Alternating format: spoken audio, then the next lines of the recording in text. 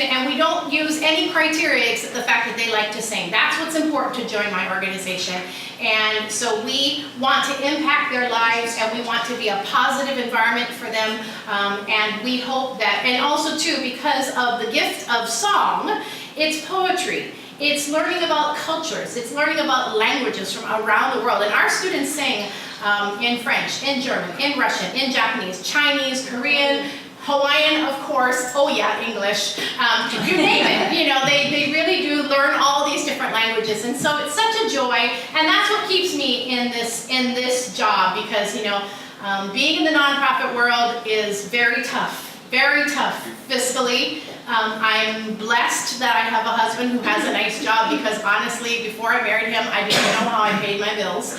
And it was only the grace of the good Lord that I managed to do that. And I often think to myself, you know, it can be very tiring to work in a nonprofit world. It's exhausting to constantly be asking people to support you and asking them to you know, support you fiscally. And yet at the same time, the reason why I stay with the Youth Opera Course is because of the children and the families and the lives that we touch. And because I can see how their lives are being changed in my organization. And when we see alumni, I mean, you know, at this point we've got alumni that are, you know, in their mid-30s that I know. Obviously we have alumni that are into their 50s because we've been around that long. Dean Pitchford, who wrote Fame, is an alumni of our organization. And let's see here, we have several, oh, actually Jordan Segunda, who you see on TV, is an alumni of our organization. I mean, we have many. Star Kalahiki, are you an alumni of our, all right. You know, but we love, and when I run into my alumni, they always say, Auntie Nola, Auntie Malia, we can hardly express to you how important the Youth Opera Chorus was, that it provided us an area of solace, and for some of them, you know, we've had children who have lost family members while they're with us, and you know, we were that family, we were that extension that provided them with a harbor, a safety net, you know, and we have children that come from every school that you can imagine on this island. So public, private, homeschool, all kinds of different things. So when I don't even know if I answered the questions that Tara sent me, and I'm probably getting long, and because, you know, I'm known to do that as well. But when I think about the university and what it has brought to me, obviously, I would say that it taught me to be a communicator. And it gave me a lot of life skills that I don't always recognize that I employ every day. Math is still the bane of my existence, and luckily I have a nice board of directors, and Nola is very good at math, and so they help me along. I actually have a learning disability. I have dyslexia, several forms of it actually, and so for me that's another reason why music is so important, because when education was, quite frankly, a very, very painful experience for me. I would come home every day practically and cry to my mom, and she would say, oh, what happened in school today, Malia? You know, it was not a pleasant thing. And I remember that when I graduated with my master's degree from the university, I almost wanted to go to my 6th grade teacher and show her my degree and say, I succeeded in spite of you, because she really was like, you know, Malia, this is not going to be good for you. I actually was telling the Chancellor and Sarah Lynn that... Tell this story. Yes, that the Hawaiians believe that names are given for a personality or a character trait that you want someone to have. So when a child is born, you give them a name. Sometimes it's a family name, there are family traditions, but oftentimes you're thinking about, what is the characteristic that I want for this child? What is that I want this child to develop into? But what happens is, at certain points in your life, when you start to see certain personality traits or character type traits, they often will give a name for that. You know, so for example, you know, naming in Hawaiian is very important and taken very, very seriously. So you don't just flippantly give a name to a child, and you never, you know, take somebody else's name. And oftentimes you ask people for names because you want to imbue this into your child. But also too, you will give a name if you want to kind of alter something about somebody. And I'm a perfect example of this. So I just told you about my angst of education. It really was painful. I was a straight D student, I'm telling you. It was not a pleasant thing. And that's partly why I feel a little like I don't belong here talking to you, because it really was not an easy thing for me. It was very, very difficult. But my parents gave me the name Kana'awau, which is an additional name when I graduated from the 8th grade. And up until that point, I had literally constantly, I mean, I don't even like libraries because that was where I had to go all the time for study hall because I was a nightmare academically. And my parents gave me this name, Kana'awau, and from that point on, I never had less than a 3.5. Now mind you, I graduated by the skin of my teeth because writing is a very, very difficult thing for me. And what do? Choose a history undergraduate degree and a Pacific Island Studies degree, both of which I have to do a lot of writing. What was I thinking? But I didn't know at that time that I could get a music, and actually to tell you the truth, I did not have the privilege of doing music when I was a child. Aside from just family experience, my mother gave me some piano lessons. I regret that because I fought her like crazy. I quit as soon as she let me. So I really didn't have music theory. And I got to undergraduate school and I couldn't do oral training and I couldn't do music theory. And so those are very much a part of our core organization's values, because we all remember as staff struggling with that when we got to college. Our kids are such sophisticated musicians.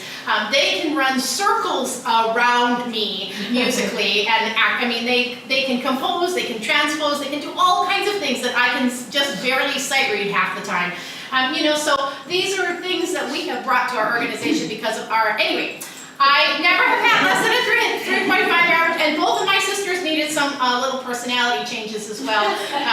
I had one sister who was very hardcore, and my parents gave her a new Hawaiian name, and she is like the most loving, kind, calm personality now. So I really believe in the power of names.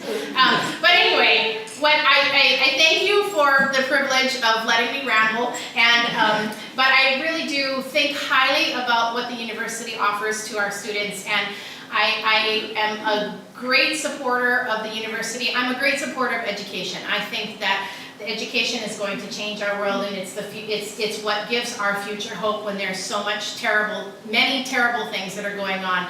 And it's only when we have intelligent people that are freely able to exchange ideas and freely able to inspire young persons and don't even have to be young, but just the constant process of always being inspired and keeping your mind working. It's what gives you the reason to get up in the morning and move on with the world, and hopefully you are a positive impact in your community. So I thank you, the university, for the work that you do. I really thank the University of Hawaii for the breadth of opportunity that it provides.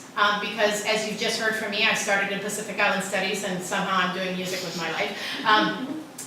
But there are many, many people like me, I know that, and there are lots of folks that have been touched by the university, and so I thank you for the work that you do here, and I thank you for the excellent opportunities that you provide, and for being a beacon of light to Hawaii, and making us a place that we can be proud of. So thank you very much.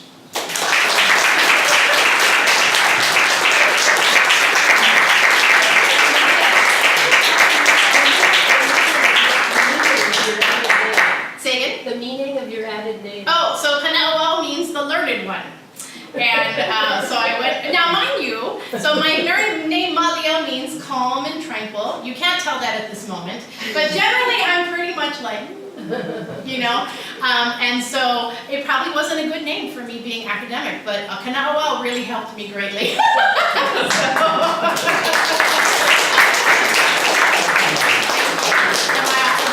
You're all okay, good. Any other comments, questions? I don't even know what I might have forgotten to tell you. No, we would like to hear you sing. You'd like to hear me sing? Yes. Yeah. Yes. Okay, let's see here. I have to think of something. Or can you bless the food? Hi. Can you him? Well, I'm like putting in requests. Okay, let me do something that is fairly simple.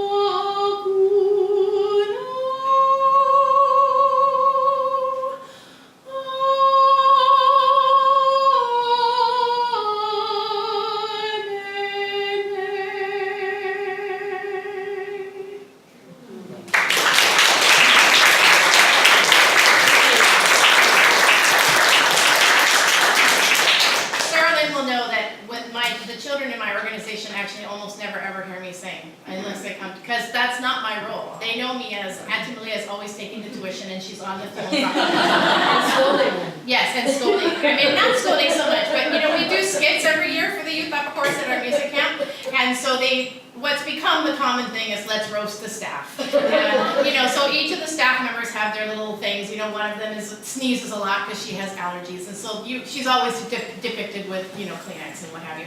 And I'm always depicted with a cell phone lately and give me your tuition. So that's what I do for my organization. But of course, that song that I just sang is written by Queen Lili Okalani. And of course, she was an amazing leader here in Hawaii, and of course she was so intelligent, and she is truly an inspiration for me. And so I feel very privileged that I get to sing her music often. But I love opera too, so anyway. That's